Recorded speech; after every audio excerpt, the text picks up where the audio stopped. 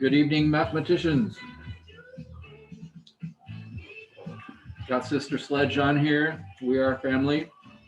Anybody my age, Sister Sledge?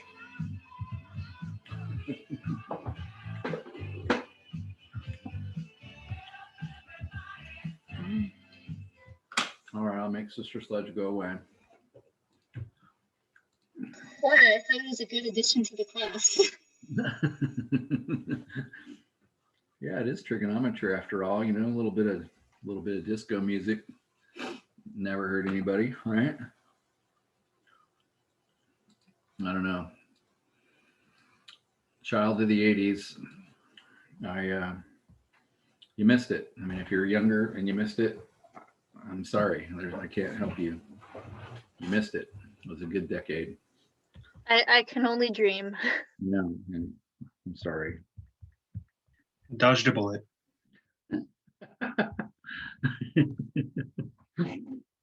Oh. All right. How's your brain? Is it empty and ready for? Let's see. What are we doing? 7 point. Was it 2 or 3? I think it's 3. Half. Angle. And double. Angle. Identities. Oh my gosh. Such cool stuff. So take a look at, I'm going to pull this up because I think I already put it on here. Did I put this on here? I don't remember. Let's go get a new one. So you're looking at your sweet cheat sheet, your formula sheet. And what we need to look at, my friends, is this. So you're now the masters of the sum and difference identities. Hopefully you are the masters. And now we must master those glorious identities. Very exciting. I look a lot more ugly than the sum and difference ones. So,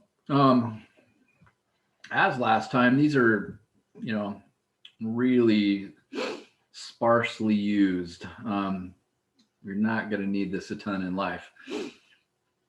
As last time, the majority of what is kind of cool tonight is just to kind of algebraically try to make these.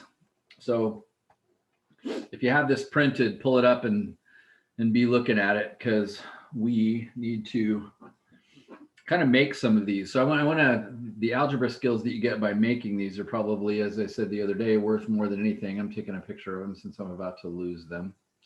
I do not have these memorized, I am happy to say.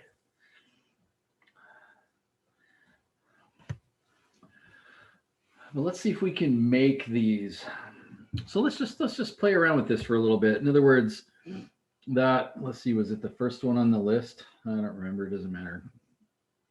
Like the sine of, actually I want to see how it was listed in your sheet. It was listed with theta, the sine of 2 theta.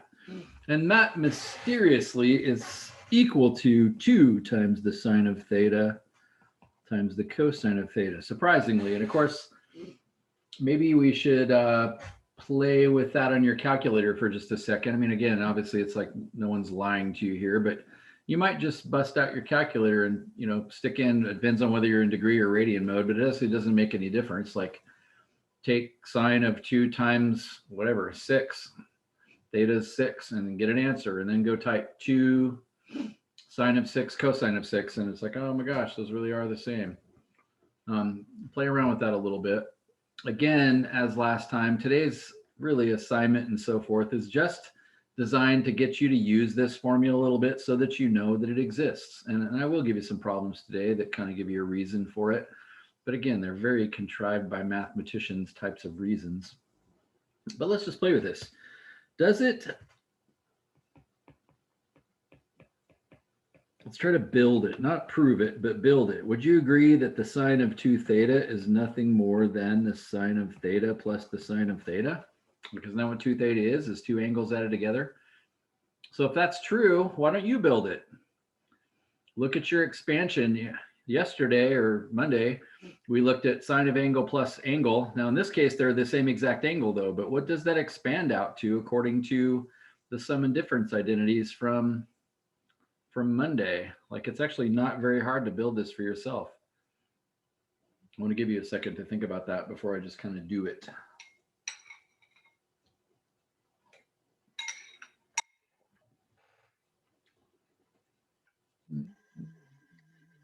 Are you talking about if we label the two different thetas, alpha and beta, so that we can differentiate them? Are you talking about it would expand out to sine of alpha theta cosine beta theta plus cosine of the alpha theta times sine of the beta theta? Man, Does that make sense? That sounded complicated. Maybe you should teach this. Can you follow what I'm trying to say? I think that's too complicated for me. What is the expansion of sine of angle plus angle? I was trying to find my.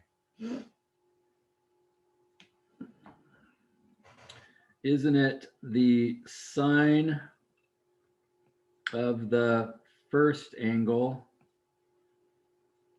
times the cosine of the second angle? Isn't that right? Except in this case, they're exactly the same. And then it was plus, in the case of sine. Then it was the sine of the second angle times the cosine of the first angle. Isn't that true? In this case, because they're the same exact angle. So based on algebra, hey, isn't that the same exact thing? You have one sine cosine plus another sine cosine. Isn't that two of those?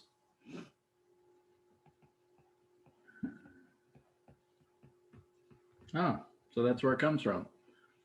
It's not that hard to build for yourself, actually. Not that you'd have that much of a reason to do so.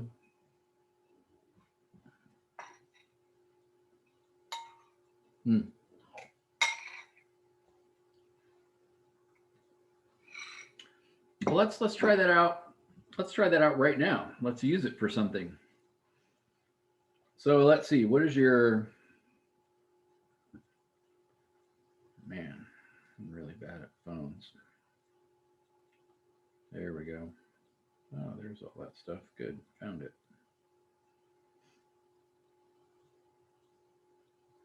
So this is under the category of a double angle identity, although personally, I kind of like to think of it as a half angle identity. In other words, if I was sitting here, for instance, with something like the sine of 32 degrees, does it make sense this identity is saying, actually, that would be the same as 2 times the sine of, well, would you agree that's kind of half?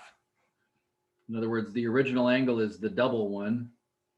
And so that means just theta would be, well, I guess 16 degrees. So there's a part of me that wants to say this should be called a half angle identity, despite what the fact that your book calls it a double angle identity. Now they call it a double angle identity just because they're going this direction, saying whatever the angle is over here, that one is double the size. And so, okay, yeah, I see that. That 32 is double 16. So that's kind of surprising. That's kind of cool, if irrelevant, perhaps. But let's use it for something right now. Again, this is very contrived, though. When I say use it, I mean like this is what mathematicians would do. If I give you this problem right now, you could now solve this, and before you couldn't have. If I said solve this ridiculous equation, 3 sine of 2, let's say x, equals 4 cosine of x. So one takeaway with solving trig equations, when trig actually models something like tides or weather or something like that, is to recognize I need one trig function. I can't have two. I can't have sine and cosine. I got to do something to get rid of those. And so again, fast forward past this class and so forth. The main thing about this section is if you ever see sine of 2, and you know, 2 of those, then you should say, hey, wasn't there some identity that told me I could replace that with something else? I could rewrite that as something else. I don't remember what that is. Look at my note sheet. Oh, there it is. And expand it. That's the big takeaway. Now, you may also remember sine of 2x. Remember, the 2 had to do with the period of the graph. And so this graph is repeating itself 2 times as often as far as the graph is concerned. But the point is if you ever see sine of 2 times junk, you can now replace it with what you just learned, that sine of 2 theta is the same as 2 times the sine of x cosine of x. Does it make sense that's progress? Because at least now, although we have lots of trig functions, at least they're all the same exact angle. At least they're all one angle. They're all x. They're all angle x. And so this is progress.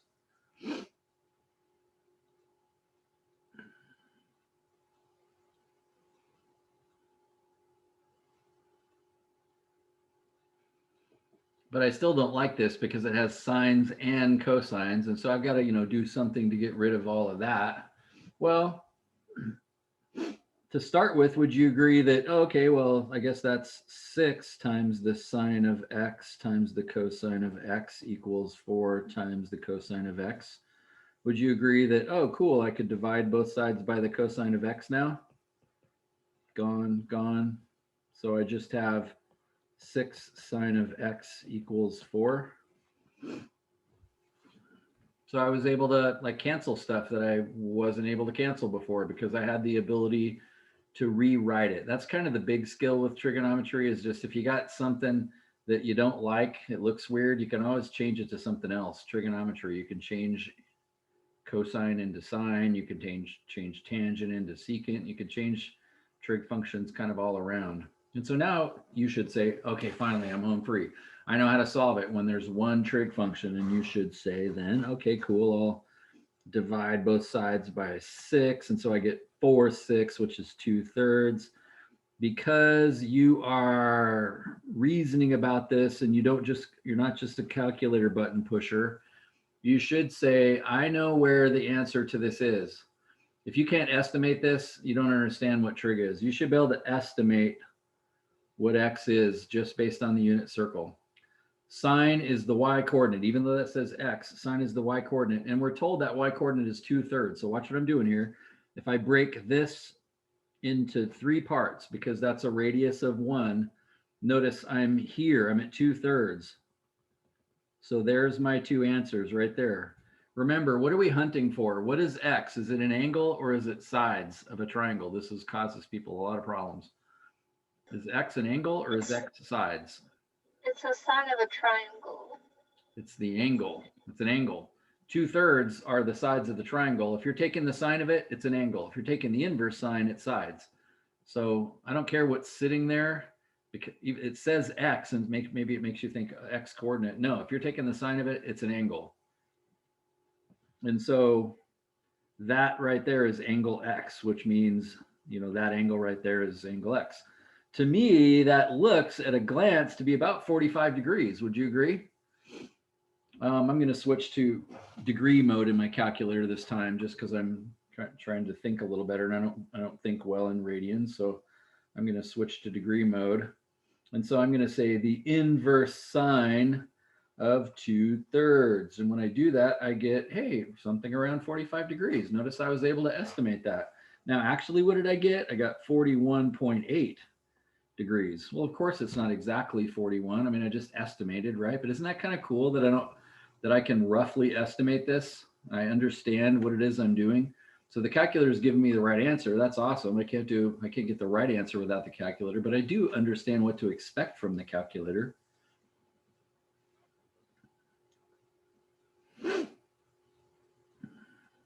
And then you know that since we went up 41.8 degrees here, then this one over here is exactly symmetrical. So it would be up 41.8 degrees.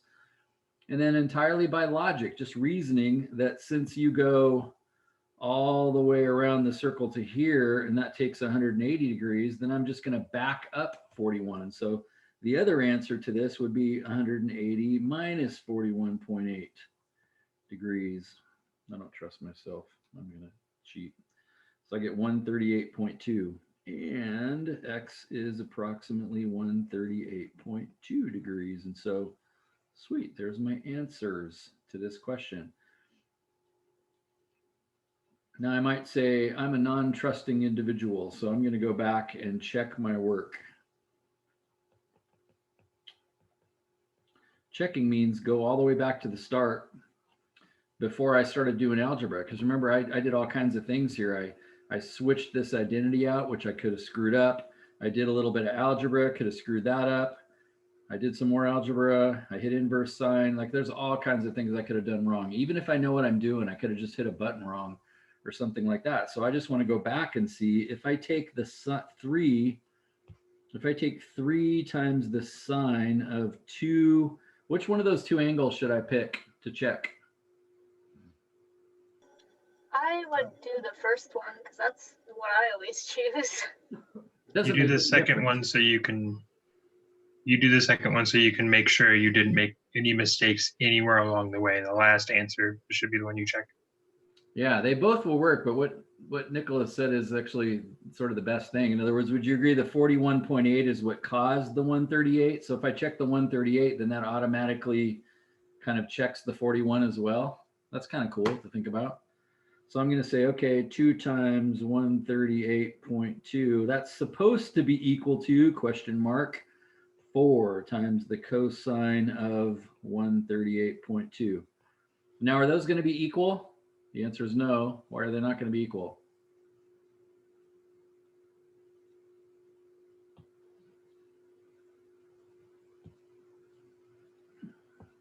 Why are they not going to be equal? There's a hint. We didn't give exact value. Yeah, I had to give an approximate answer. So they're just going to approximately be equal to each other. So I'm expecting that, right? Again, that's why it's a good habit to get into. We're just looking for them to be close, yeah, close, right? Not exact. Yeah, I rounded this off, and that's a good habit to get into. Don't say X equals 41.8. It doesn't matter. No one's going to mark any points off, but it's a good habit to get into, to tell yourself and other people, hey, I rounded this off. It's pretty close to 41.8. I chose to round to the 10th place. I have no idea why. Nobody was making me round to a certain answer. So now, now is the moment of truth. I type 3 times the sine of parenthesis 2 times 138.2. I get some random number. I get negative, whoa, get out of that highlighter mode. I get negative 2.98. And now I'm wondering, is that equal to the other side? Now I type 4 times the cosine of 138.2. I look at my calculator, the decimal point didn't show up. I get negative 2.98. Yeah, that's right. Cool. I don't need anybody to check this. I don't need my open math. It's right. I got it right. Cool. So now I can be really confident. I don't even have to grade this. So I'm taking a test. I can kind of talk smack now. Oh, those are right. I know those are right. Pretty sweet. And so this identity, if you will, allowed you to take a problem that started out to be very problematic because we have 2 different trig functions, sine and cosine, and we have 2 different angle sizes. One's angle X and one's twice that big. And it's like, that's a real mess. But again, I want to remind you, like, that's a very contrived problem that a mathematician creates. Like if I went back here and just did this tiny little change right there, boom, now you can't do it. So mathematicians make it kind of look like, oh, if you know what you're being taught, then it's like, oh, you can solve anything. Well, not really. You're given very limited. Now let's check ourselves even further. I want to know, because it turns out we're right, but we're not completely right. I don't know if any of you know that right now, but we found some of the answers, but there's actually more. So that's kind of strange. So I'm going to cheat and solve this by graphing, which I consider to be one of the main skills. And I've alluded to this a little bit with you as well, but let's go back to the start, turn this program blue. and cheat from the very start as an engineer would do, or anybody that actually uses this stuff. Let's cheat and solve this thing by graphing. In order to do that, I'm going to take this 3 times the sine of 2x, and I'm going to subtract 4 times the cosine of x over on the same side, so that now this is all equal to 0. Are you okay with that? Now, I can't graph this because there's only one number. There's x, and that's it. But if I kind of temporarily pretend that's not 0 but y, now I can graph it. And I'm going to get some cool looking, well, you know what sine and cosine graphs look like. I'm going to get some kind of a cool repeating sort of a pattern, but maybe it'll be really interesting because it's got not just cosine, but it's also got sine, and one of the angles is doubled. And so maybe I'll get some real interesting graph. And of course, I'm going to be looking on the graph. Does this make sense to you? I'm going to look where y is 0. Where is y equal to 0 on a graph?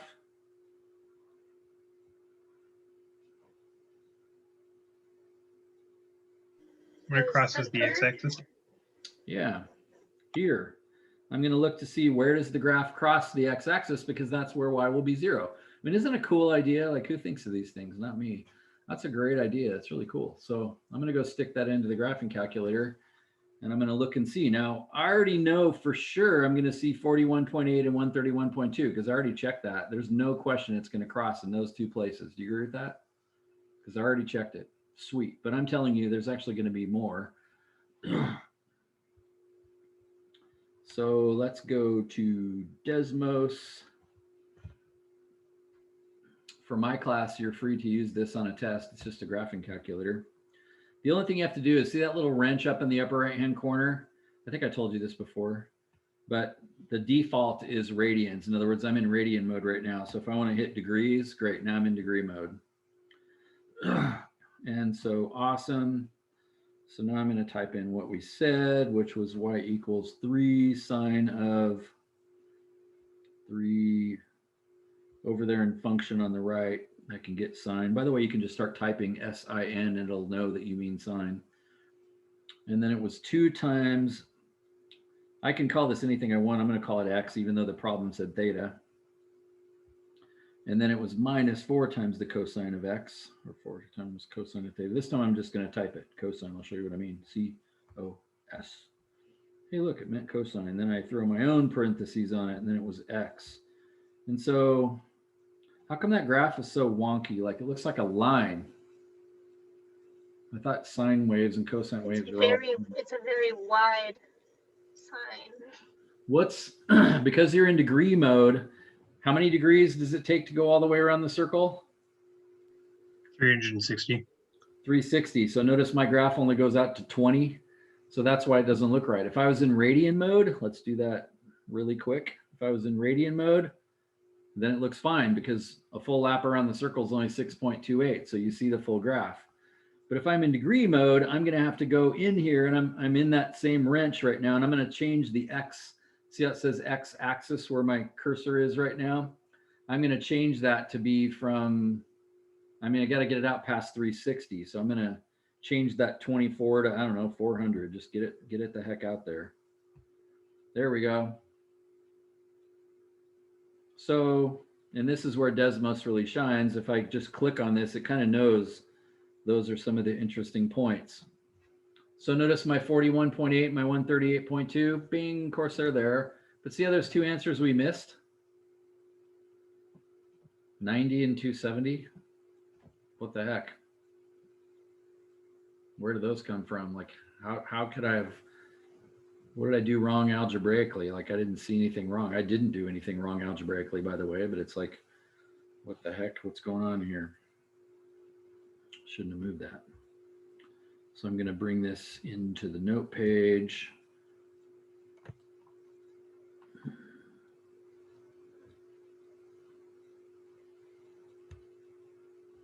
While you are thinking about my question. Why are there other answers to this, and how did I miss them? When we were doing the problem, if instead of isolating sine, we isolated cosine, would that have given us the other two answers? Yeah, remember how we got rid of cosine? We did not do anything wrong there algebraically, but we divided both sides by cosine, right? And that's great. There's nothing wrong with that. It gave us a couple of answers. But would you agree there used to be a cosine there? And these could only be equal if cosine of x was 0. In other words, if cosine of x was 0, then does it make sense both sides would have been 0 equals 0, no matter what else is there? So if cosine of x equals 0, well, when is cosine of x equal to 0 on the unit circle?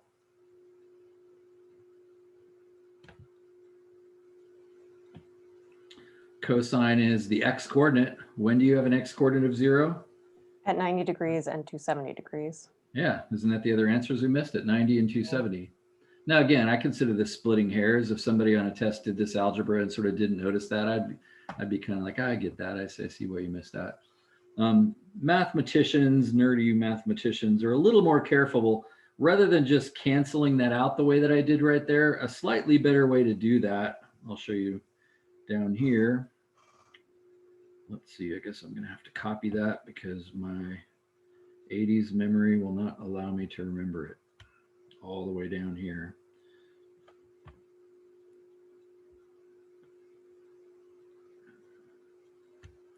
Here's a better way to do this. Gone. We're sitting right here with this. A better way to do this is to factor it a more foolproof way. In other words, do this. Sine of x, cosine of x, subtract 4 cosine of x over to the other side. It's equal to 0. And then does it make sense? They both have a cosine. So distributive law, if you take a cosine out of both of them, would you agree that's the equation that you have? And notice there's two answers to that. There's, hey, whenever 6 times the sine of x minus 4 is equal to 0 is an answer. But because that didn't just disappear, I didn't cancel it out as I did before, I can actually now see that really is an answer too. If cosine of x equals 0, there's answers too. So I'm sort of getting 2 answers from this one and 2 answers from that one. So sort of course, there's 4 answers, I guess you might say. Is that something we could have maybe been tipped off with too, with that period of 2, since that doubles the possible answers? Yeah, there's some truth in that. In other words, the 2 increased the period, so it sort of had more jumps in it than it would have otherwise had. And so, yeah, there's a hint there, if you will, that it might be other answers. But even as, you know, a somewhat nerdy mathematician myself, like I would be inclined to get this problem wrong. Like I think graphing is a really powerful strategy to check your work if you're in a math class where somebody actually wants to see that you know the algebra. But if I'm in a non-math context, graphing it just to get the dumb problem right. I mean, isn't that kind of cool that you can actually get this right and not know anything? You can just graph it and get the answers. So that's a cool skill to have, I think. And as I said, mathematicians have a tendency, because they, you know, I'll teach you something and I'm going to give you problems that you can do. But it's interesting. I teach engineering classes too. And the process of like trying to get a beam not to break, you actually sometimes end up with equations not only that are hard to solve, but you actually can't solve them. In other words, you have to solve them by graphing because there's not even an algebraic way to do it, which I know doesn't make a whole lot of sense right now, but it's like, that's a really cool skill, cheating and graphing something. The key is just no matter what the equation is, move everything to one side, set it equal to 0, and then graph it and look for the y-intercepts. That's why your calculator has a button on it that says zeros, your regular graphing calculator, so that it can find these for you, because that's just such a powerful trick. So, you know, part of me thinks that's really neat. But again, do you understand that question right there that we originally solved, we used this identity. We needed the identity I showed you today, the equal, the truth. So, you know, mathematicians call that statement right there an identity. In other words, they're identical. That's all it means. Sine of 2 theta is identical to 2 sine of theta cosine of theta. But this problem that we did here is very contrived, and it's almost like a mathematician makes up this question to solve and says, look, see that you need it. But are you ever going to solve an equation like that in the real world? That is really unlikely.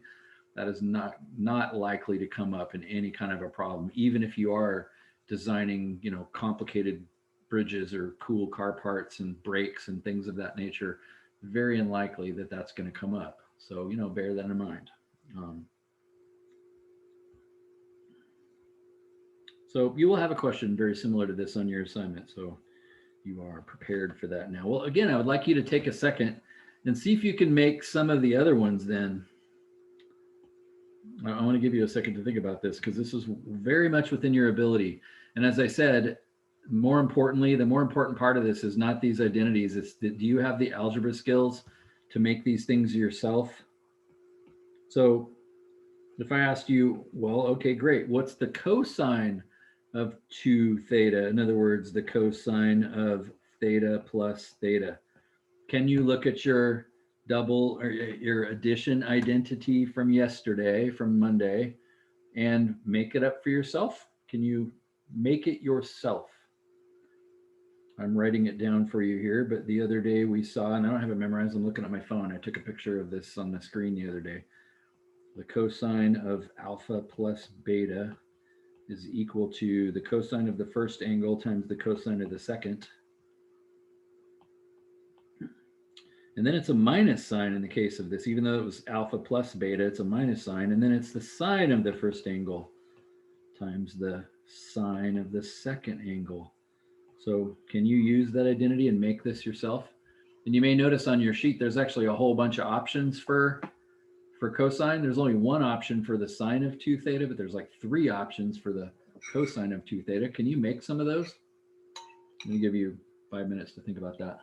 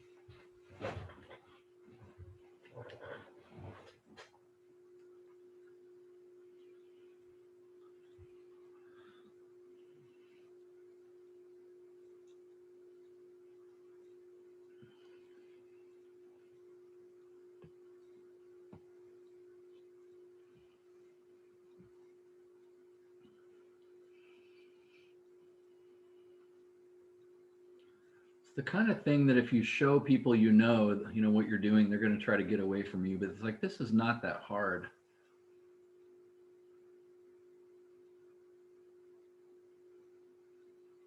So, how do we know when to use whichever double angle identity for cosine? Yeah, there's like 3 options Or there, right? does it not matter? Yeah, that's a great, Yeah, a out good of the question. 3 options, how do you know which one to use? Yeah, that's a good question. Usually it won't make any difference, frankly. But it's an awful lot like, say, using a tool. Like I got a screwdriver, I got a hammer, and I got a saw. It takes practice. One tool will do better in a circumstance than others, but for the most part, you won't. They'll all work. But I will say something about that. So let me catch up to you. So the cosine of the first angle, okay, the cosine of the first angle is the cosine of theta times the cosine of the second angle. Well, hey, that's cosine of theta again, because it's the same exact angle, right? And then it's minus sine of the first angle, which is the sine of theta, but then it's the sine of the second angle. It's the same exact thing. Oh, cosine times cosine is cosine squared, and sine times sine is sine squared. But again, I like to tease students sometimes. It's like, what's cosine times cosine? And students will be like, cosine squared. You say that like you just did something. I mean, it's just another way to write the same thing. This is a shortcut because mathematicians are lazy, right? So there's one of your identities. And then we can look at the Pythagorean identities to find the other 2. Yes, love it, beautiful. So think about what Nicholas just said. Do you see where the other ones would come from then? Again, what should jump out to you, like, or if this doesn't jump out to you, you're not thinking enough. Anytime you see cosine squared and sine squared, you should think there is an identity that has sine squareds and cosine squareds in it. Now, interestingly, if cosine squared plus sine squared is 1, but this is minus. But yeah, you're exactly right. Like, these other ones aren't hard to build. Let's build one of them. So since sine squared of an angle plus the cosine squared of an angle, whatever angle you want to call it, is equal to 1, then couldn't I solve for sine squared then, for instance, by just subtracting cosine squared to the other side? Isn't that also true? So if that's true, then couldn't I take this, since that's what sine squared is equal to, and just throw it in there in place of sine squared? So if we said this is our first one, then let's see, what would our second one be? Well, I'm just going to rewrite that statement. So I've got cosine squared theta minus, and then I'm going to write this statement.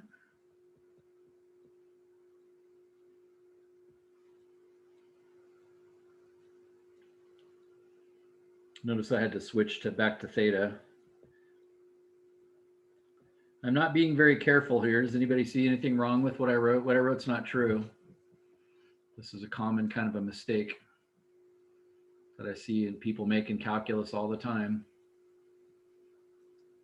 Yeah, you need to distribute the negative. Yeah, notice if this was true, wouldn't you be able to go cosine squared minus cosine squared is gone, and now you have -1 equals cosine of 2 theta? Again, these are mistakes you should not be making at this point, but I find that students do, and so it's just good to point them out. Wasn't it minus sine squared? In other words, minus sine squared, minus the whole thing. And so as Aaron said, that minus is actually distributed to both of them, isn't it? So actually this turns into plus cosine squared. So you have cosine squared plus cosine squared, which is 2 of them, 2 cosine squareds. And then there's a -1, and that's equal to the cosine of 2 theta. So there's another possibility. Is that right? Did I screw anything up? Isn't that one of them? Where do you think the other one comes from? Where do you think the third one comes from? It would be the same Pythagorean identity, but this time solving for cosine instead. Yeah, exactly.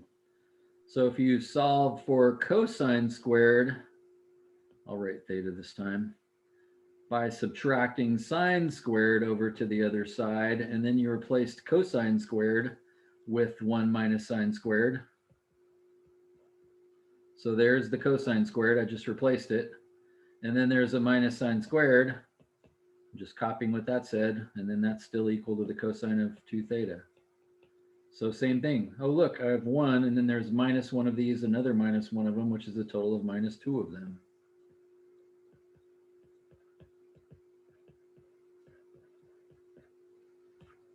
So all of those are true. So it's the Pythagorean. So why does this only work for cosines? Like, how come sine doesn't have 3 options also? Yeah, that's a great question. And the reason for it is because when we did this with sine, we didn't end up with anything squared. However, watch this.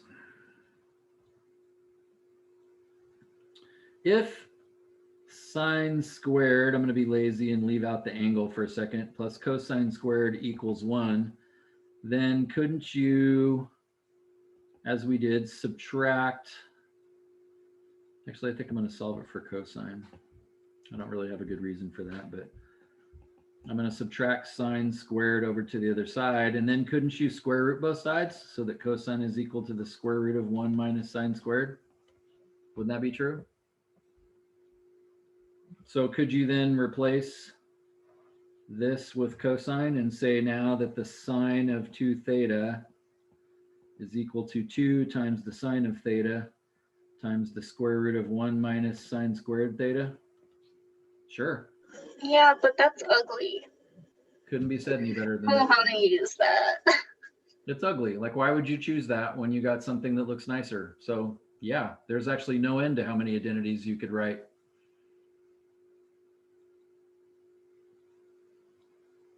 But it's just because it wasn't so straightforward. Now, to your comment earlier, Madeline, of these three that we just made, do you think any of them are any better than the other ones?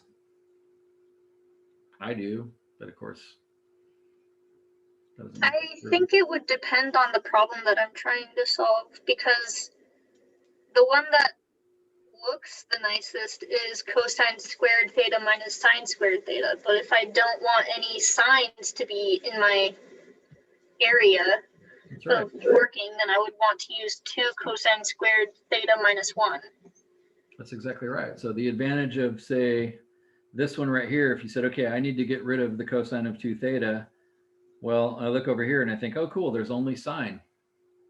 Whereas this one on the other side, there's a sine and a cosine. So maybe there's a time when I'd like to replace cosine of 2 theta, but I'd just like to have a sine. Or maybe I'd like to replace cosine of 2 theta, but I'd only like to have a cosine. So yeah, that's why I said they're all kind of like tools. It just depends on the situation.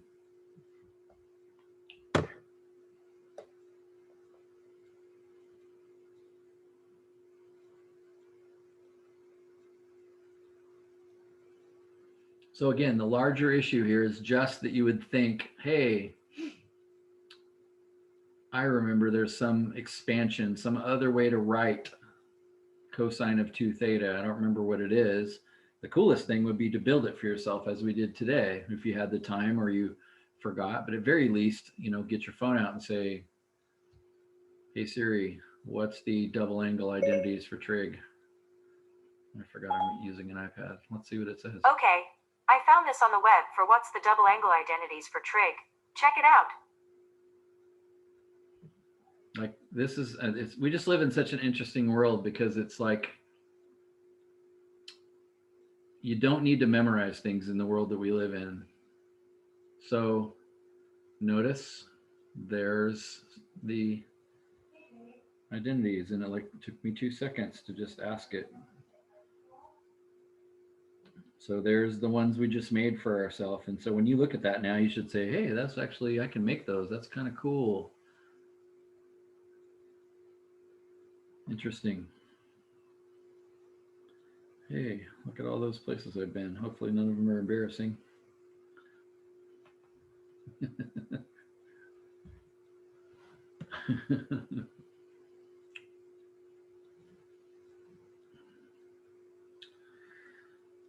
Cool.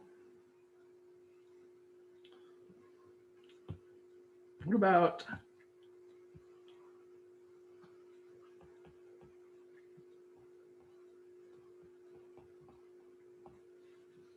tangent then? Again, I just want to give you like 60 seconds to try to make that for yourself.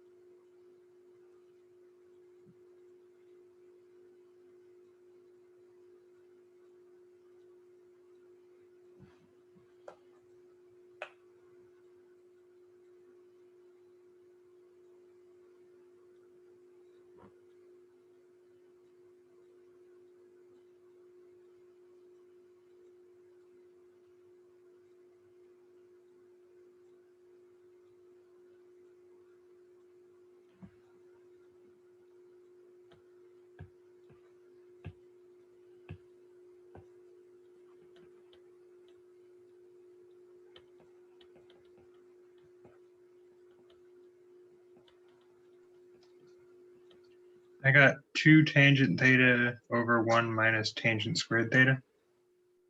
Does that agree with the note sheet? Did you create one of the ones that's on there, or did you create something new that no one's ever seen?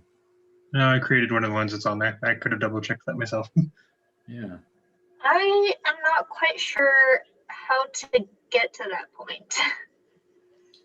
So there's our identity. I wrote down our identity for tangent of junk plus junk, right? Except for in our case, I'm just going to stick theta. Every place I see an angle, I'm going to stick theta. So this would be the tangent of theta plus theta. And on the top, I have tangent of theta plus the tangent of theta. What's the tangent of theta plus the tangent of theta? It's not tangent of theta squared. It's 2 of them. On the bottom, I have 1 minus tangent of theta times the tangent of theta, which is tangent squared of theta. Is that what you said you had, Nick? Yeah, and that's one of the identities. You see what I'm saying? Like, you actually don't have to be awesome at this stuff to be able to make these things for yourself. It's just kind of cool. I guess there's only one for tangent. But again, as an example, let's think about this for a second. Like, when you see that tangent squared theta, do you immediately think, hey, there was a Pythagorean identity that had tangent squared in it? Now, again, it's embarrassing for me to admit, but I don't remember what the dumb thing is. I don't remember what tangent squared was. I won't take the time to make it for myself, but I'm looking it up right now. And so I'm saying, let's go make another one. Isn't 1 plus the tangent squared equal to the secant squared? That's a less useful one, less obvious one. In other words, there is a tangent squared. Now notice this isn't solved for tangent squared, but can't I subtract 1 from both sides? So that now I have secant squared minus 1. And so then couldn't I take this and replace that tangent squared now? Anytime you see squared, you should think, hey, there's an identity.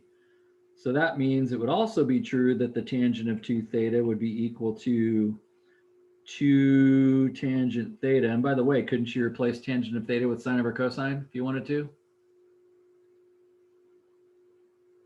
1 minus secant squared theta minus 1. Hey, look, those 1s go away, don't they? Or do they? Yeah, No, but now you have a weird secant problem. No, the ones don't go away. You have to do the parentheses and then factor in the negative. Yeah, remember, I'm subtracting everything, right? So that's actually 1 plus 1. So it's actually 2 tangent of theta over 2 minus secant squared theta.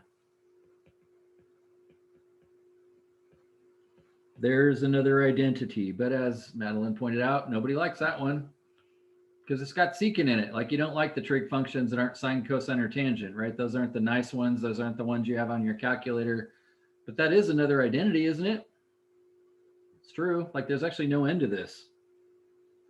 The larger skill with trig is just the fact that you can change it into something else. So I'm tempted to go down that road, but I don't think I will. Like, I could replace tangent with sine over cosine. That would leave a sine on the top. So I'd have 2 times the sine, and then cosine would come down here.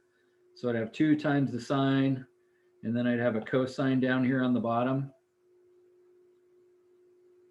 Actually, I am going to do that because this is good for your algebra skills, and it actually produces something kind of surprising or something kind of interesting. So let's do that. So there's another identity, but now let's even make a third idiotic identity and say, okay, well, tangent is sine over cosine.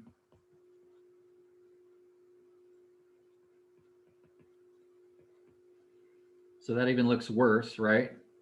But I could move, as I said a minute ago, I could multiply the cosine down to the bottom, which is even worse, right? Like, that's why this one isn't written down. This is terrible. However, watch what happens if you multiply this out. In other words, the top stays 2 times the sine of theta. You know the distributive law. This gets multiplied by 2. That doesn't really accomplish much. It's just times 2, isn't it? But what happens when you multiply by the secant? I could just write cosine times secant squared.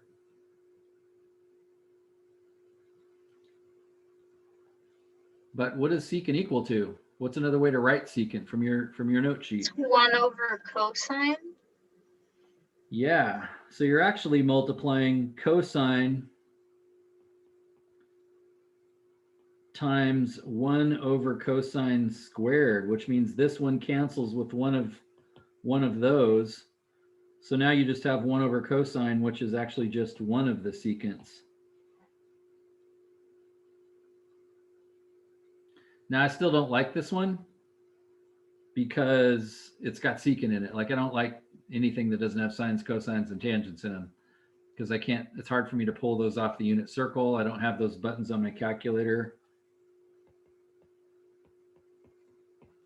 But that's pretty clean though. Would you agree with that? Like I could say somebody'd make an argument for this one. What is cool about this one, by the way?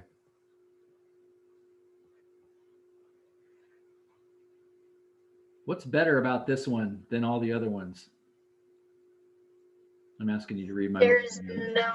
no squares. There's no squares. You read my mind. That's kind of nice, right? But you see what I'm getting at? Like there's no end to this. Like you could sit here and make hundreds of these things. But the ones you're getting written down are the kind of the nicer ones to use. Yeah, I'd say a big drawback to that equation is that it uses 4 out of the 6 like identities. 4 out of the 6 That's a trig lot. functions, and this angle is double the size of the other angles, so it's not even the same size angle. So, but it's like I could keep going. Like we could multiply the top and the bottom by a cosine right now, because can't you do that to fractions? Multiply the top and the bottom by the cosine, and if I did do that, the top would be 2 times. Actually, I'm going to do it. There's a good reason. I'm obviously have no plan here, but I keep suddenly realizing there's something cool about this. If I multiplied the top by cosine, then there'd just be a cosine up there. If I multiplied the bottom by cosine, wouldn't this become cosine squared? And since secant is 1 over cosine, wouldn't that just cancel to 1?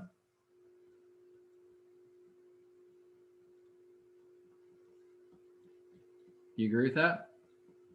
How's your brain? Any smoke coming out of it? Yes, I agree with you, but also I don't see how you saw that.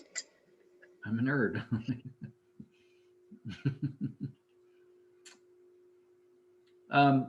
Honestly, what I'm showing you right here is the biggest skill out of trig as far as using it in more advanced math classes, just the ability to just change stuff and mess around with it. And by the way, you should stare at that and go, whoa, look at that. What does that equal to? Sine 2 theta. Sine of 2 theta. So now we have yet another one. And now we have a loop not being able to solve it really easily. Not only that, you should recognize the bottom one. That's It's sine equal 2 to sine squared. cosine 2 theta. Look at your note sheet we just made a second ago. Isn't that equal to the cosine of 2 theta? Don't you find yourself looking at that going, well, of course that's true. Isn't tangent the sine over cosine? I mean, there's a beauty to this. It's an odd kind of beauty. Don't try to tell anyone else. They'll try to get away from you. But it's like, that's kind of cool that you can just make stuff from this. And, you know, all of a sudden we were going out in the weeds, right? And that's why I was kind of quick, because I kept thinking, well, we're just going to get out in the weeds here. But we actually kind of came back to where all of a sudden, and I recognized what I was thinking, just so that you understand a little bit, is I saw that secant and I was thinking, I don't like that secant. I don't like secants. Since that's 1 over cosine, a fraction 1 over cosine, I was thinking if I multiplied by cosine, that would get rid of it. And then I looked at the top and I said, if I multiply by cosine, all of a sudden that's one of the identities we had earlier. So it's like all of a sudden I was out in the weeds, but all of a sudden, wow, that actually kind of went somewhere. Now, that's not what you're going to be doing in your assignment and so forth, but that just illustrates the more important thing. The questions you're going to do in your assignment are utterly irrelevant. They're just designed to teach you that these things exist. I think the better thing is that you would stare at what we found here and say, look at that. You know, there's one of the identities. I recognize that. I don't remember what that was, but that was something. I just saw it. Or this one down here. That was something we just found a minute ago. That's kind of cool.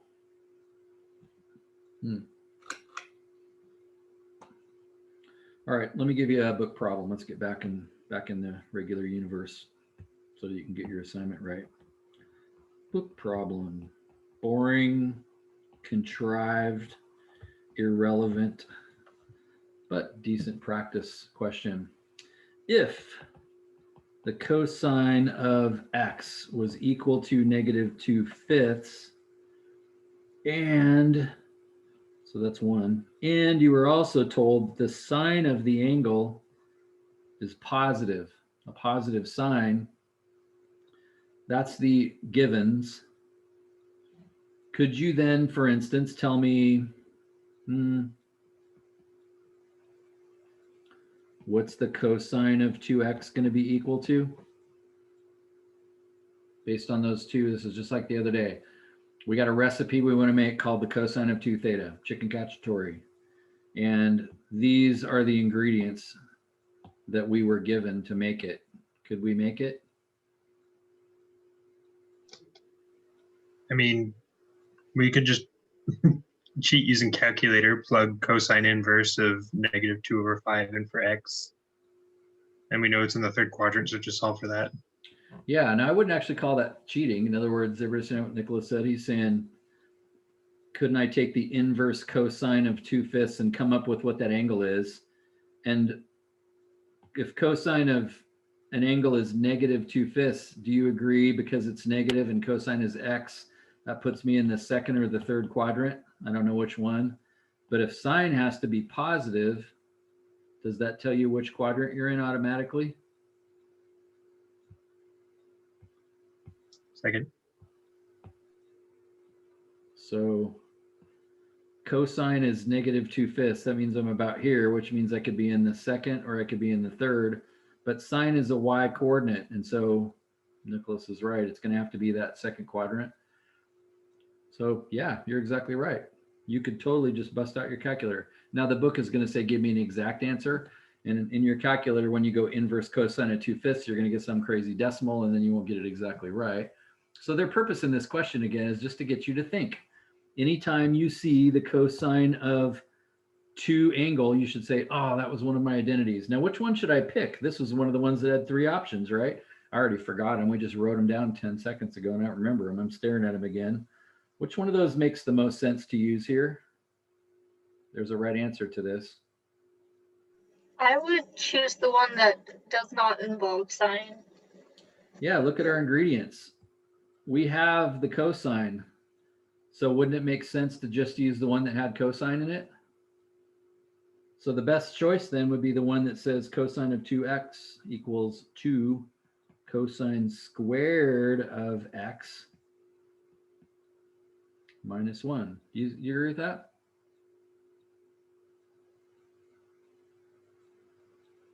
And since I know that the cosine of x is -2/5, then I can replace cosine of x with -2/5. Now it's still squared. So that's the right one to use. Now, could you draw a right triangle and figure out what the sine of x is up here? Sure. But those other 2 identities involved sine, and I don't know sine right now. So I don't want to have to go make that for myself. This is the easiest one.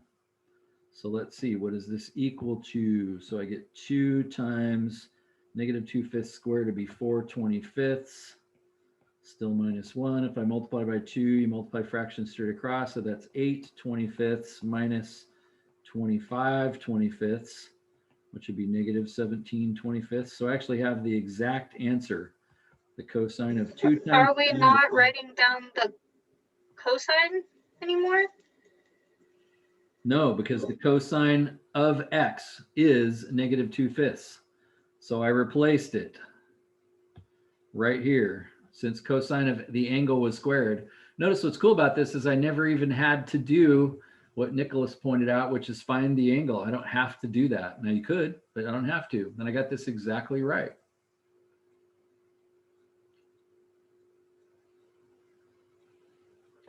Incredibly contrived problem, totally useless in the real world, but it just made us bust out our identities. That's all this is really accomplishing.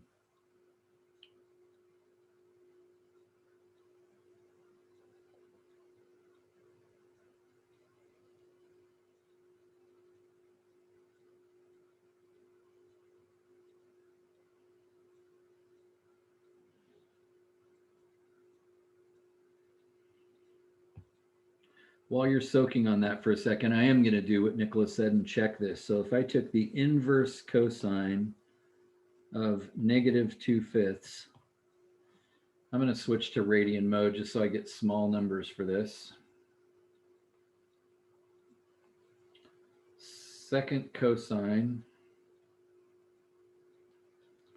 inverse cosine of -2/5. Calculator said 1.98, approximately 1.982. Did that put me in the second quadrant, or do I got to go get the other answer? Remember, there's always two answers. Did I get the one in the second quadrant? Just got lucky? Or do I have to go get the other one? I happened to be in fraction mode, and it gave me exactly -17/25. Yeah, now if you leave that beautiful answer in your calculator that's out to a whole bunch of decimal places, then your calculator might be able to handle it and give you an answer to this that's still actually exact. Sometimes it will, sometimes it won't. And so that angle is in the second quadrant because I'd have to make it to 3.14 to get here. So I'm certainly short of that. So it actually gave me the right answer, the one in the second quadrant. So now that I know what the angle is, I know that this is angle X. Then I just have to go say, okay, cool. Then what's cosine of 2 times angle X? And I should get 17/25. You may notice that would be the same if you multiplied top and bottom by 4 as -68/100. So that's actually -0.68. Again, isn't that kind of cool that you can figure that out and not have to push calculator buttons? So now I'm checking my work. If I say cosine, and instead of saying 2 times 1.982, you can say 2 times and then arrow up your calculator to that previous answer up there. Close the parenthesis. I got -0.679999 is what I got. So I didn't get exactly -0.68. I got something really close to that. So check, it worked. Apparently I got the right answer. Again, I happen to be in fraction mode, and No. that is 17/25. That's right. Good job. Yeah, so you can be in fraction mode or decimal mode. Because I was in decimal mode, it rounded it off and it didn't give me the exact answer. So that's kind of cool. Like your goal in this class is to think. It's not to get these dumb, irrelevant questions right. Your goal is to learn how to think and how to understand trig.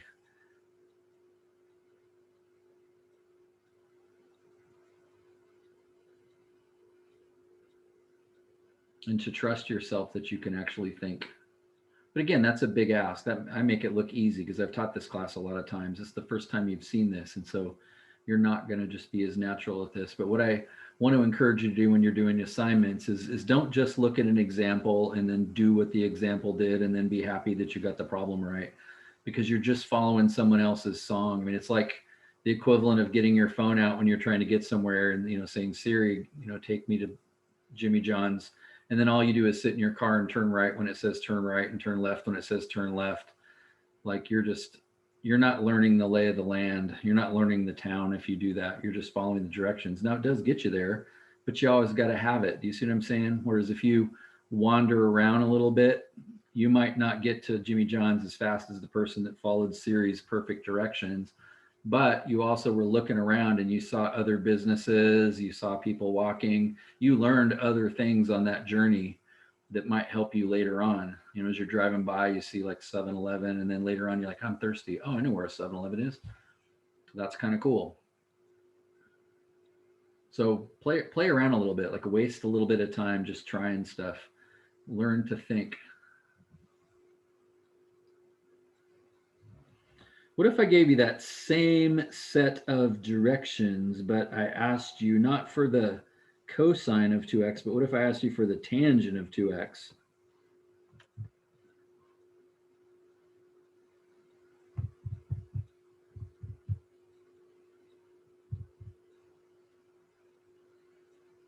Well, again, I find myself thinking tangent of 2x, that was an identity. I don't remember what it is. I already forgot. I'm writing it down right now. Tangent of 2x is equal to, we said 2 times the tangent of theta over 1 minus tangent squared of theta. Now remember, in our case, we actually had like 50 other options for this if we wanted them.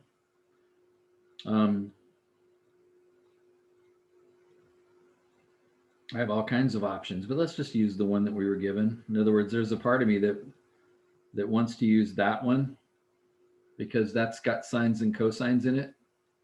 And I think it's going to be easier for me to find sines and cosines. I already know the cosine. That was -2/5. But maybe I could use that to find sine. Like this recipe calls for 2 ingredients. The good thing about the one that's in the book, though, is it only calls for 1 ingredient. I just need to know the tangent.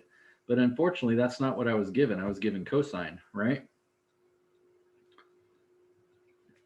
So from Monday's discussion, if you were told the cosine of, was it theta or x, or what was it? Cosine of x. If the cosine of x is -2/5, you should be able to draw a picture of that. You should be able to make sense of that. You should say, I know what that means. It's the cosine of some angle is -2/5. So -2/5 are sides in a right triangle. And it's the adjacent over the hypotenuse, because SOHCAHTOA. So you say, all right, I can draw this. I realize I'm supposed to be in the second quadrant. And so I'm over here somewhere. There's my right triangle. Adjacent is 2, hypotenuse is 5. And the 2 would have to be the negative, because Pythagorean theorem is going to make the hypotenuse positive every time. And I know Pythagorean theorem. Pythagorean theorem says this side over here would be 25 minus 4, which is 21. This would be 21. And then I got to stop and think, is that positive or negative? Oh, it's up. It's positive. Okay, good. I don't have to add that. And so this is the angle right here. Does it make sense armed with this picture? I can now tell you, or you can now tell me what the tangent of x is, what the tangent of the angle is. Maybe I'll go back and just call these x's instead of thetas. Now, can't you go get the thing that you wanted to know? Isn't the tangent of x opposite over adjacent? There's the tangent of x.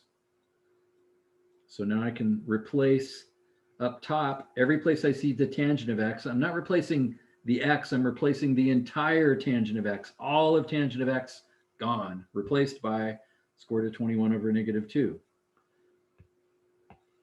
So the tangent of 2x is equal to 2 times the tangent of x, which we just discovered is the square root of 21 over -2, all over 1 minus the tangent of x, which is again 21 over 2, but then that's squared. Now that's ugly, but you're done. You did it. A lot of people have a lot of trouble simplifying that ugly disaster right there. Tangent makes an awful big mess. But do you understand what I mean when I say you're done? Like there's the perfect answer. So it's ugly. You should be able to clean it up. Let's practice that a little bit. Let's see, what things could I do to clean this mess up? Well, there's a multiplication right there. I could multiply those fractions together. That would clean that up a little bit. I got a squared right here. I could square that. So I don't know. Let's see what happens. If I multiply 2, don't these 2's cancel? So I just get negative square root of 21 on the top. So that's kind of cool. And on the bottom, I got 1 minus. If I square that, square root of 21 times the square root of 21 is 21. And -2 times -2 is 4.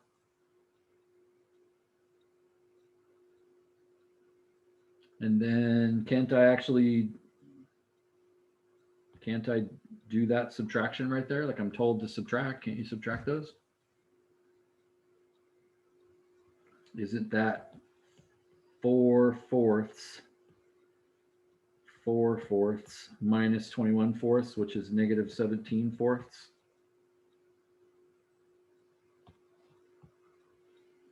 And how do you, let me actually give you a better idea than this. Most of you would say, hey, you're dividing, so you've got to flip the bottom fraction over and multiply it, because isn't how you divide fractions. But let me just show you an easier way to think about it.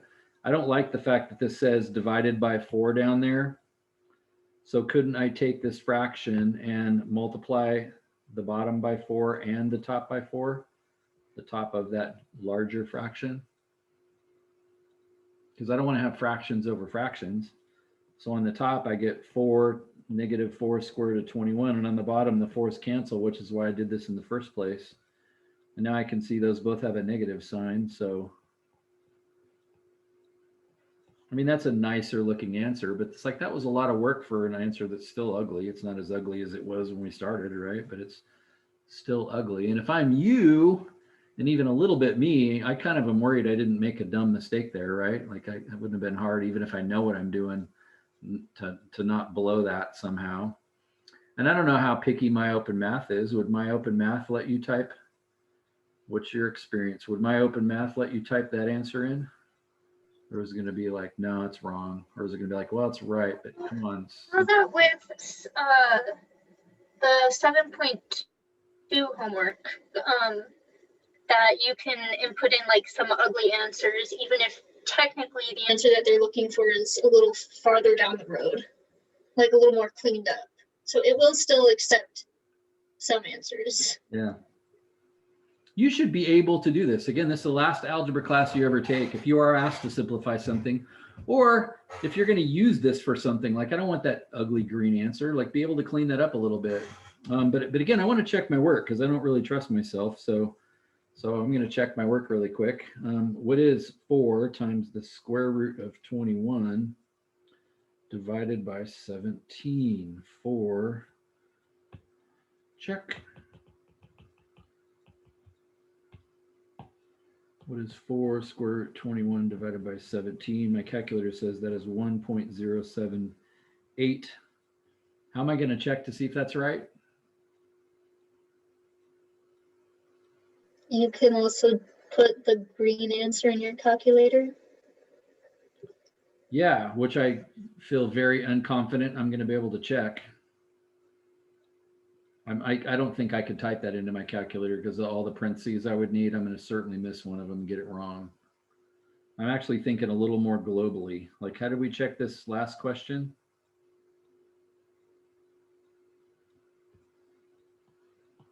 Didn't we say we figured out what the angle X was? It was 1.982. So couldn't I take the tangent of 2 times 1.982? And I'm holding my breath here a little bit, like, man, I've done a lot of math here. I sure hope that comes out also 1.078 or close to it, because I rounded things, but it's like, I'm kind of holding my breath, man. I really hope this works, because that was a mess.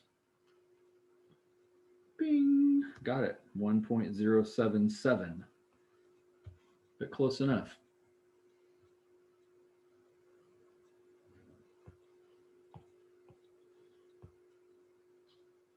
Yes.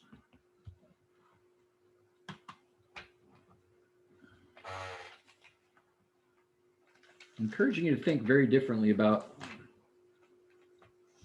this than maybe you're used to thinking about this. I'm hoping I'm giving you some hope, although you're not going to just pick this up as fast as I'm teaching it to you, that you don't have to, somebody doesn't have to give you like 10 steps to solve a problem like this. You can play around with it. If they did give you 10 steps, how are you ever supposed to remember that, you know, anytime you'd ever need it? If you're taking calculus 6 months from now and you show up and I ask you about this, if you had 10 steps that someone else told you, like Siri directing you to Jimmy John's, you learned nothing. Like, it's not going to be there. But if you play around here a little bit and kind of get the lay of the land, and don't just feel like there's only one way to do these problems, and play around a little bit, and when something doesn't work right, you know, you stay after class and ask me about it and we talk about it, fix your thinking a little bit.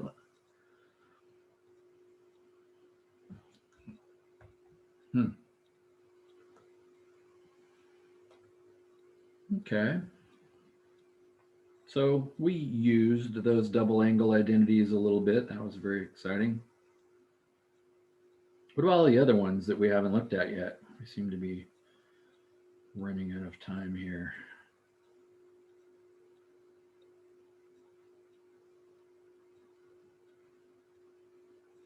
like I'm looking at the half angle. So this is there's these other ones called half angle identities.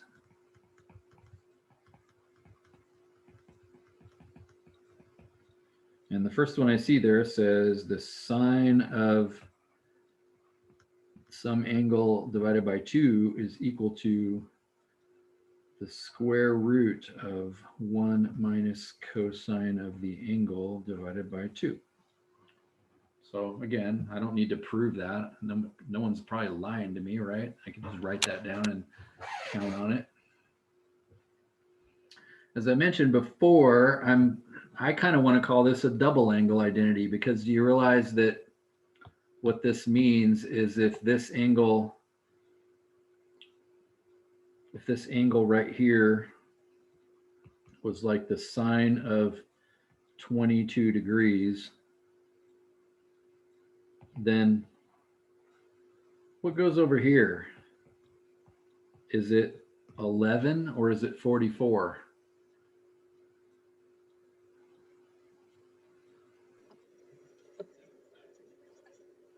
I'm going to guess 11. I kind of find that tricky, even though it sort of looks like it shouldn't be tricky. And I'm actually not kidding. Like, me too, even though I've thought this a whole bunch of times, I find myself thinking, is it 22 or is it 11? Like, am I doubling it or am I cutting it in half?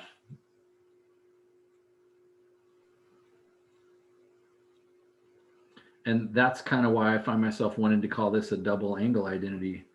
If this angle right here is cut in half, then isn't this one twice as big? I mean, the answer to this is 44. But isn't that one also cut in half because it's over 2 also? So if you wanted this to work, in order to get 22, wouldn't you have to type the sine of 44 over 2? Does that make sense? Isn't 44 divided by 2 22? So then that's why it's 44. Do you see what I'm saying? So there's a part of me that wants to call this a double angle identity, because when you work this direction, aren't you actually doubling the angle, not cutting it in half?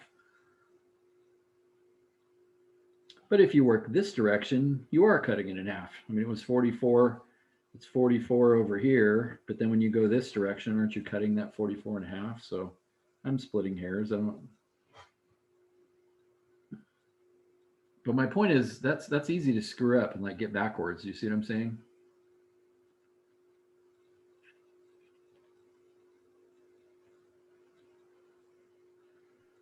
So why would this be true? Like, where in the world did this come from? Why would that be true? Where did it come from? Well, based on what I just said a second ago, let's see if we can build this from scratch. Let's build it. Based on what I just said a second ago, would you agree that we started at 22 and then we doubled the angle over there? In other words, would you agree that if I wrote the sine of not theta over 2, but just theta, then wouldn't this one over here be 1 minus cosine of double that? Isn't that the same thing? It is. It's the same thing. Same thing.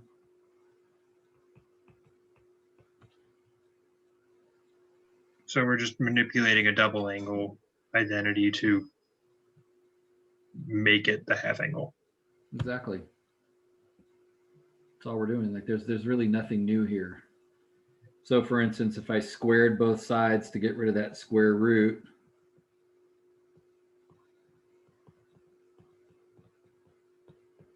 and then I multiplied both sides by 2,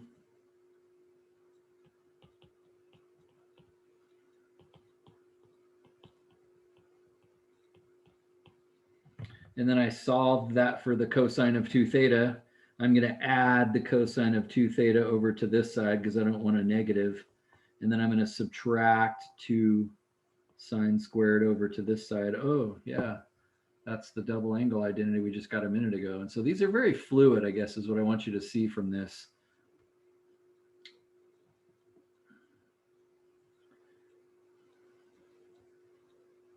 So if you're going this direction, If you're going this direction, you're really just saying cut the angle in half, right? If you're going that direction, you're just cutting it in half. Or if you're going this direction, you're doubling the angle. Doesn't matter what the angle is. So all I'm saying is this half angle list down here, it's the same exact list we just looked at before.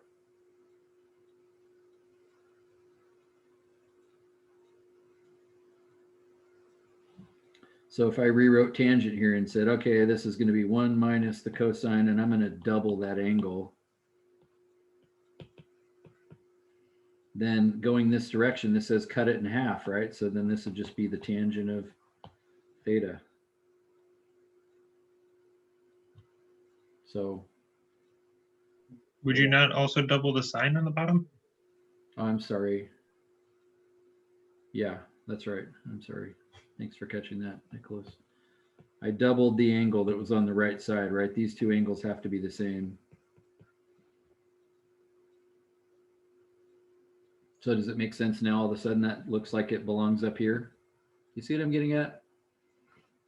Now, in a practical sense, you know, here they all are. Just look them up. Like if you ever see cosine of an angle, and for some reason it's not just the angle, but it's the angle divided by 2, then you should say, hey, there's some way I could replace that with something else if I wanted to, and then you go look it up and use it.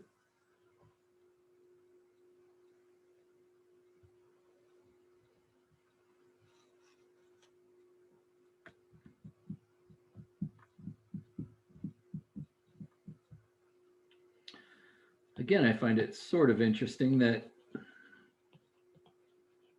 tangent has 2 options.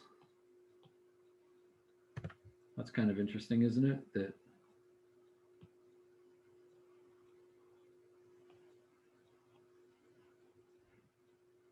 That's kind of weird.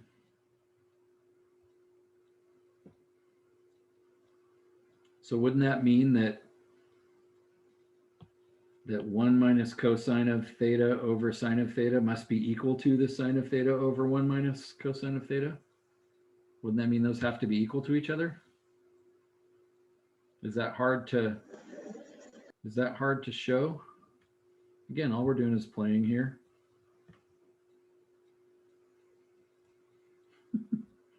2 seconds later, I can't remember it.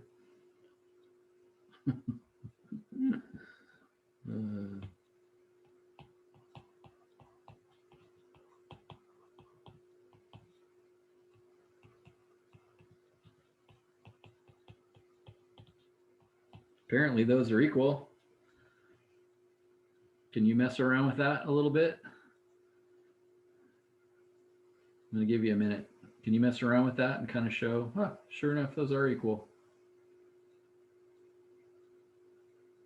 They don't look equal.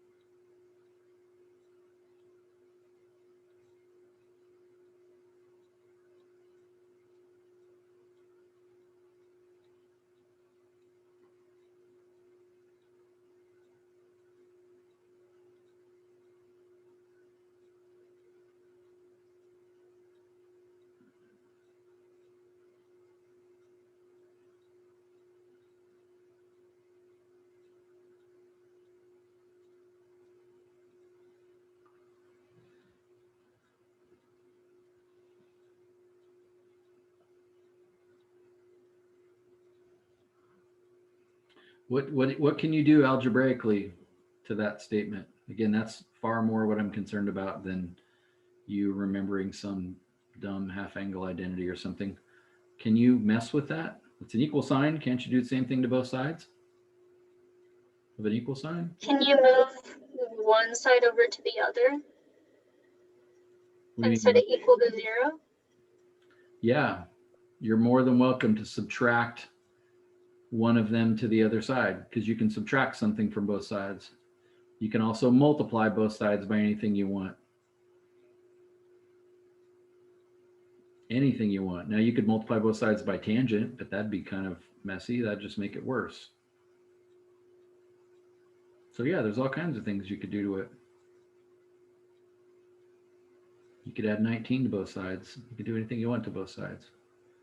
Right now they don't look equal. Could you multiply both sides by the reciprocal of one of them? Yeah, let's do this. Like, I don't like fractions. I hate fractions, which is a weird thing for a math teacher to say, I think. So I'd like rid of this sign down here. So would you agree if I multiplied this side by sign, those would cancel out? And that's okay to do as long as I do what? Both sides. Multiply by the other side. Do it to the other side. Which one gets it? The top, the bottom, or both?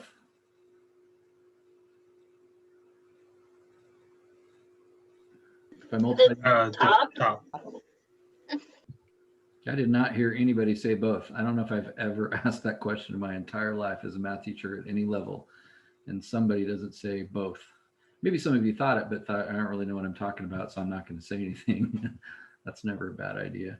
But when you multiply fractions, every number is a fraction. It's sine over 1, and you multiply fractions straight across. So this is sine over 1. So the bottom gets multiplied by 1. So you're right, it's only the top. Now, I don't know, does that help much? But I don't like fractions, so I'm just going to keep going. Like, I really don't want this 1 plus cosine. I don't like fractions. So there, if I multiply by it, then those will cancel each other, right? So that means I got to do the same thing to the other side. I got to take that 1 minus the cosine of theta and also multiply it by 1 plus the cosine of theta. And again, I'm still sort of sitting here with this question mark over the top of the equal sign saying, you know, are those really equal? And apparently, because I looked it up on that sheet, right? Apparently they are. So all I did was get rid of fractions because I don't like fractions. And now I can see that there's multiplication to be done here. And I know how to multiply that out, you should say. That's distributive law. 1 times 1. 1 times cosine is cosine. Negative cosine times 1 is negative cosine. That's interesting. Those cancel out. And then negative cosine times positive cosine is negative cosine squared. Perhaps now you see that they are equal for the first time. Because these two are going to cancel. And now you suddenly have 1 minus cosine squared equal to sine squared. And if you added that cosine squared over to the other side, then you'd have one of the identities that you know. Oh, that's a true statement. That's true. Those one does equal that. Check. So apparently those are equal to each other. So some nerd just came up with 2 different ways to write down what the tangent of x over 2 is equal to. Good for them, you know. So it's like I could use either one of them that I wanted. That's very exciting.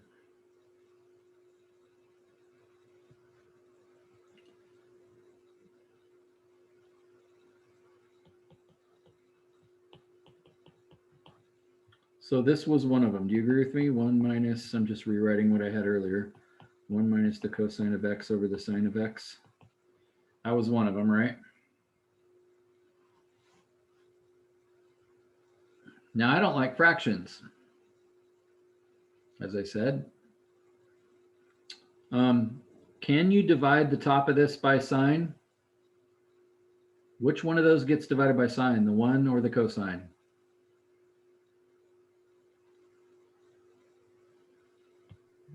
Both? Both. Distributive law. They're both being divided by sine. So can't you do it then? 1 is being divided by sine and cosine is being divided by sine. Did that accomplish anything? I mean, we could turn it into cosecant minus cotangent. Nice job. So 1 over sine, I don't like fractions. 1 over sine is the same as cosecant. And cosine over the sine is the same as cotangent. Now there's a part of me that likes that one better because it doesn't have fractions. But I don't like it very much because it's 2 of the trig functions I'm not as good at, right? That's probably what you're thinking. That's probably why they didn't use that one, right? But again, it's just interesting.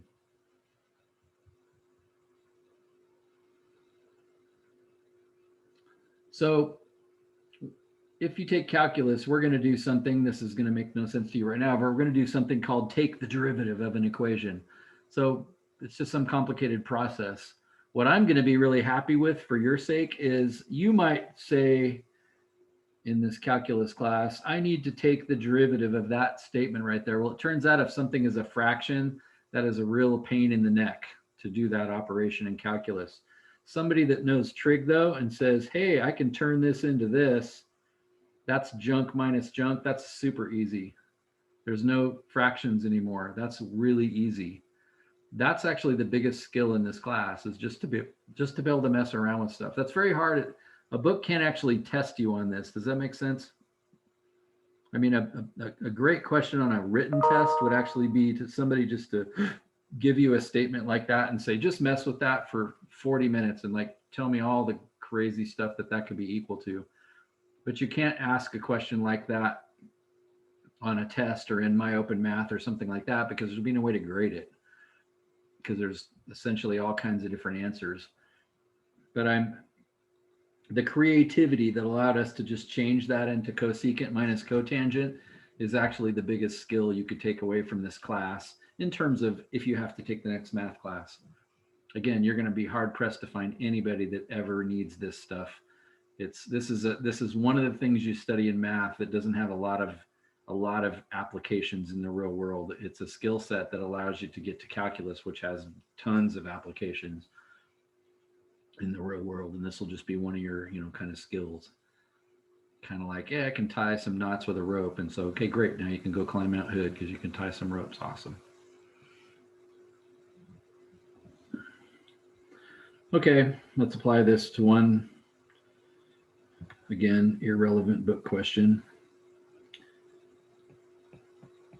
Book question.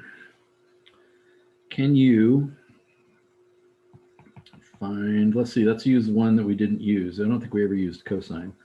Can you find the cosine of x over 2 if I give you these ingredients? Oh, wow, I'm making this up. This could be a really bad idea.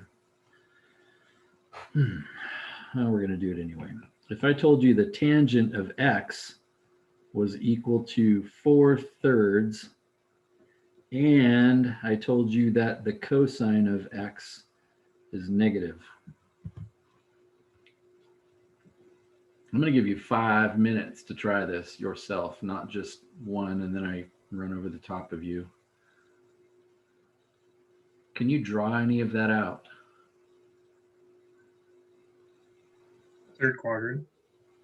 What does cosine of x being less than 0 mean? What is that? Where am I?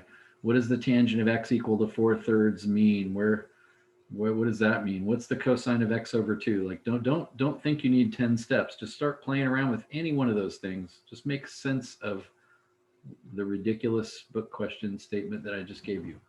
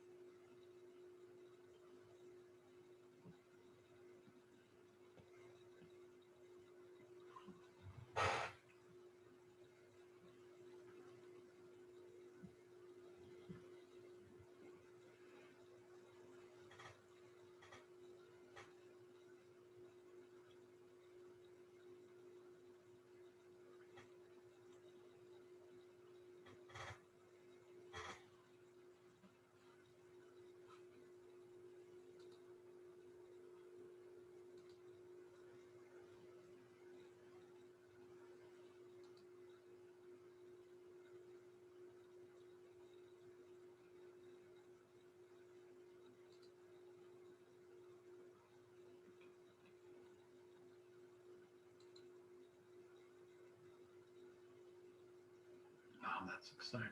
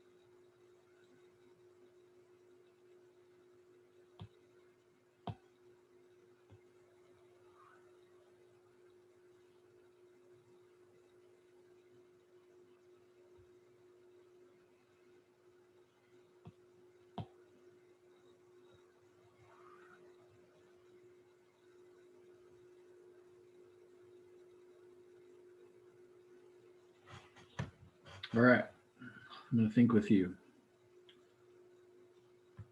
So as a reminder, looking at those two statements, X is an angle.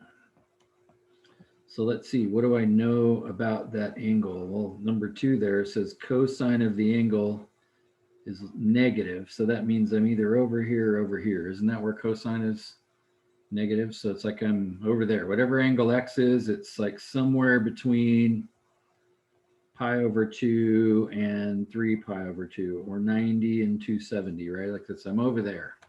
I haven't even really read the question. I don't even know what I'm doing. It's like, there's a statement I made.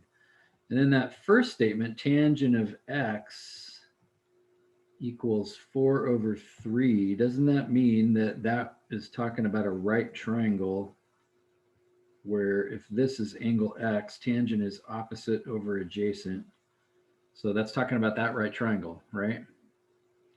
And I don't even know if I need to know this, but if I go 3 squared plus 4 squared, this side ends at 5, the square root of 25. So that's kind of unusual. Usually you have a square root for an answer there, but that's kind of exciting. And so, okay, that's cool. So now I'm looking at those two facts and I'm thinking, okay, but this has got to be, what I just drew is kind of like over here in the first quadrant, right? But it's like, that can't work. So how do I put those two together? How can that be? In the third quadrant, because if numerator and the denominator are both negative, it comes out as a positive. Yeah, if I was over here and this is angle X and the opposite is 4 and the adjacent is 3, that could work in the third quadrant, but the X would have to be negative and the Y would have to be negative, right? And so, yeah, sure enough, the tangent of X is 4/3. And while I'm at it, doesn't that also mean the sine of X? Sine is opposite over hypotenuse. And the cosine of X is adjacent over hypotenuse. Again, I haven't even really read the question yet. I'm just like figuring stuff out. I don't know. It's like you told me something. It's like, what the heck does that even mean? I'm just playing around. And I can't think of anything else to do with that. I've maybe there's something else, but I've played with everything I can think to play with.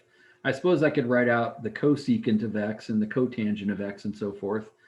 But what was the original question? The original question was find the cosine of x over 2. And all of that work I just did sort of looks like, well, that doesn't really help very much.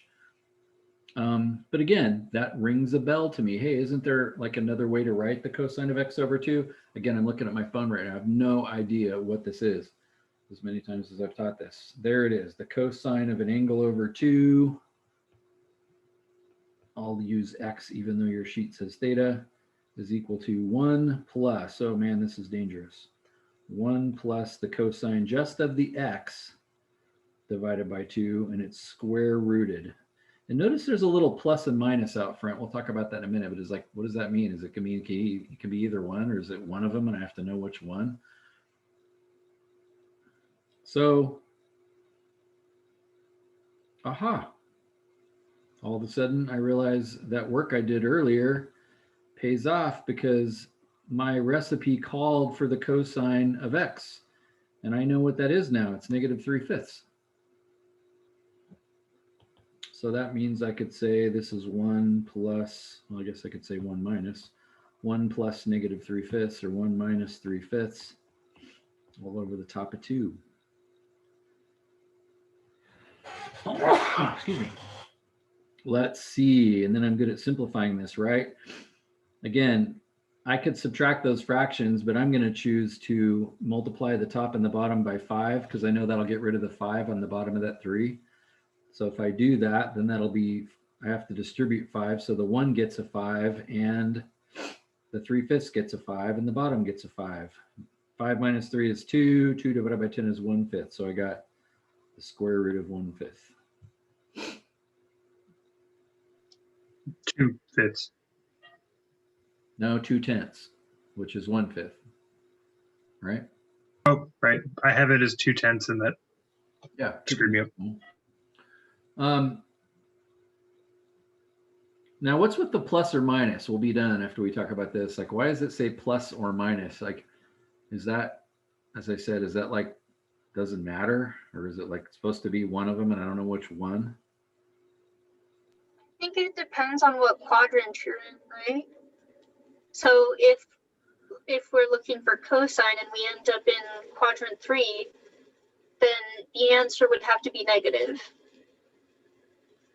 Yeah, let's think about it a second. When we have our final answer.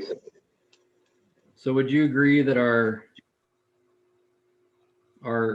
sort of our initial facts here, kind of these two facts, put us in quadrant 3. That wasn't obvious right off the bat, but it put us in quadrant 3. So actually the angle X is somewhere in quadrant 3. And because this was 3 and this was 4, does it make sense I drew it roughly in the right location? So I don't know, where the heck am I then? Is that like 220 degrees or something like that? It's like 220 degrees. And in the end, though, what I was being asked is, what's the cosine of half of that, right? So where am I if I cut that angle in half?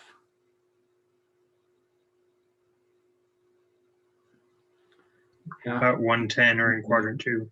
Does it make sense? I'm like right over there somewhere. 110, half of 220 is 110. I'm somewhere over there. I'm definitely in quadrant 2. So is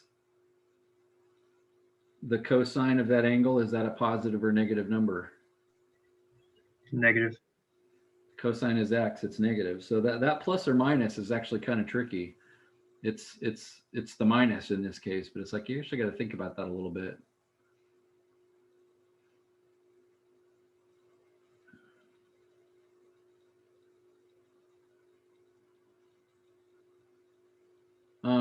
Worst case scenario, if you looked at that and maybe got it wrong on my open math or something like that, and I would view personally, I'd view this as if like that was a test question and you said the square root of 1/5 and the problem was worth 10 points, you'd get 9 of them. Like that's kind of a small detail, if you will. But you could kind of get this using kind of Nicholas's idea from earlier. In other words, couldn't you go the inverse tangent of 4/3 and actually figure out what this angle actually is? And you'd have to put it in the third quadrant to do that.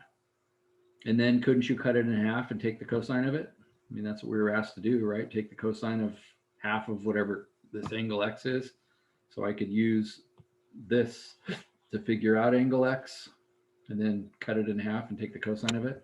And it's going to pop up as a negative number. And then it'll be like, oh, it's supposed to be negative.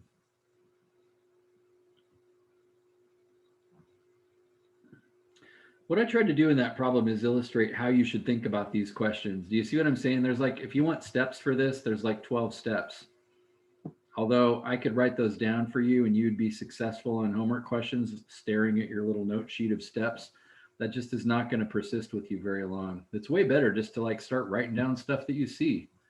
Notice I didn't even go in order. I just saw, I went in the order of easiest. Like I looked at all these 3 statements here. I looked at this and this and this, and I went, that one looks easiest. I'm going to do that first.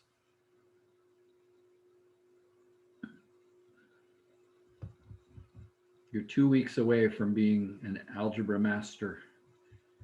You can't be doing steps still.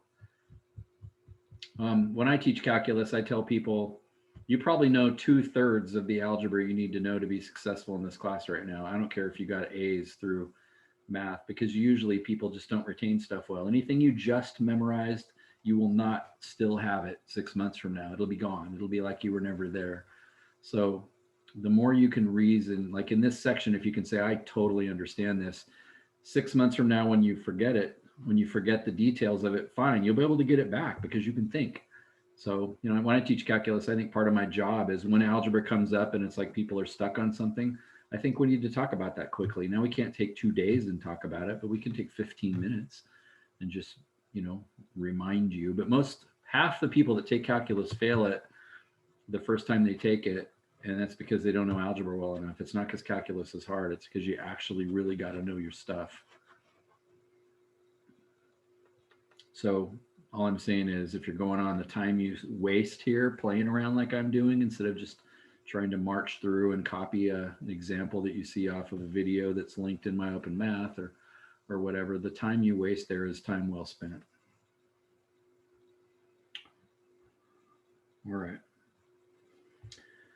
I think armed with this, you will be successful with the large majority of this assignment. So if not all of it, I think maybe quickly though, I will show you one thing. I know we're out of time here, and feel free to leave if you're sick of this class and can't take it anymore. I would not be offended. By the way, next week we're going to do chapter 8, and chapter 8 is actually practical and cool. Like honestly, these last 2 sections I've taught you since we started, those are not very fun to me. I find them just mechanical, and they're maybe fun in some mathematical sense, but I like math when you can actually do cool things with it. And when we get to chapter 8, it's cool things. And so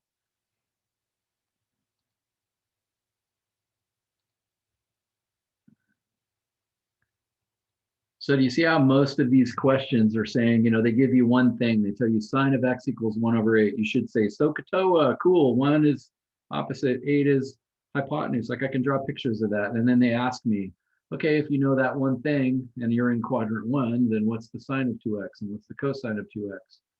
And notice it says enter answers as reduced fractions. Question. In other words, they're telling Do you want to share your screen or no? Oh, Because we can't see it. I do want to share my screen. Okay, just double checking, because you said last time that you wanted us to interrupt you. I do. Say, tell me to share my screen. So notice this says enter answers as reduced fractions. In other words, you can't cheat and use your calculator and actually find the angle. Although I would encourage you to do that to kind of check your work. But you see how these have the same sort of flavor? Cosine of x is 3/5. Oh, there's the right triangle. And then they ask me for, you know, these sine double angle problems. And then here's an equation similar to the equation we solved in class. Here's another equation similar to what we solved in class. A few of those are kind of cool. And then here's one like the one we just did, except for notice they told you cosecant of x equals 9. You should suffer a little more there because I know SOHCAHTOA, but I don't know what cosecant is. How do you think about that, by the way?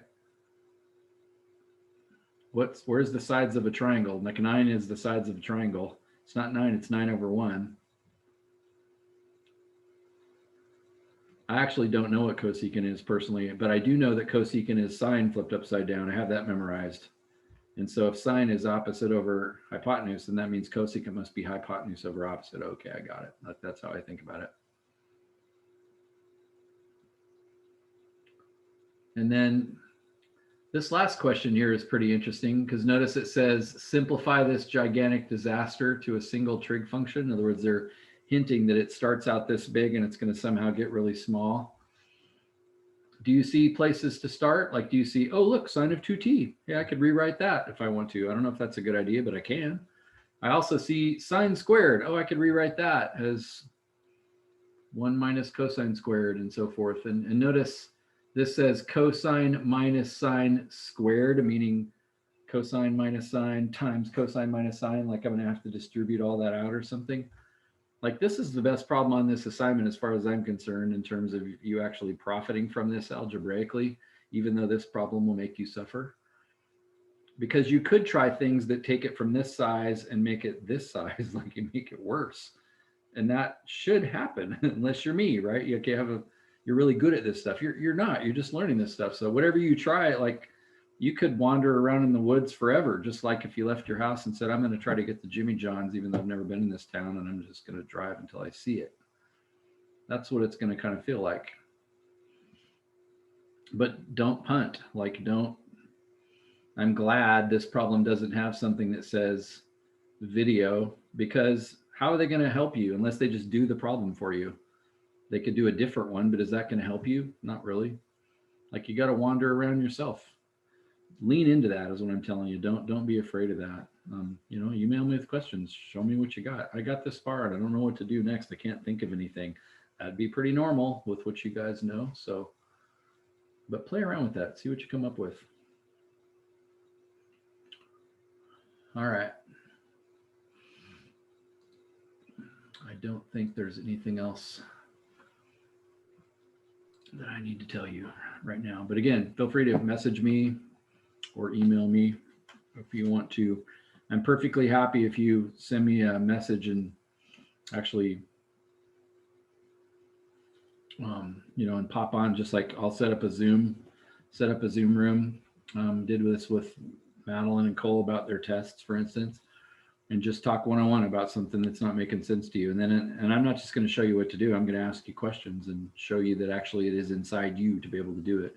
You just need to trust yourself, or, maybe a little idea, a little hint or something. I can get you to get it without me just taking over and doing it for you. Does that make sense?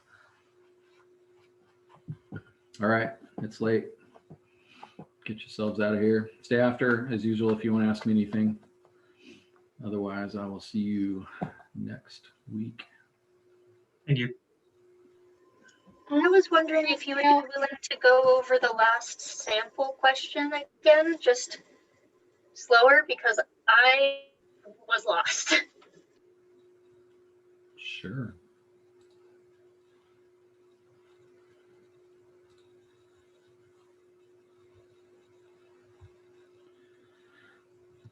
Yeah, and the way that I did it is a way to do it, but it's not necessarily the only way to do it.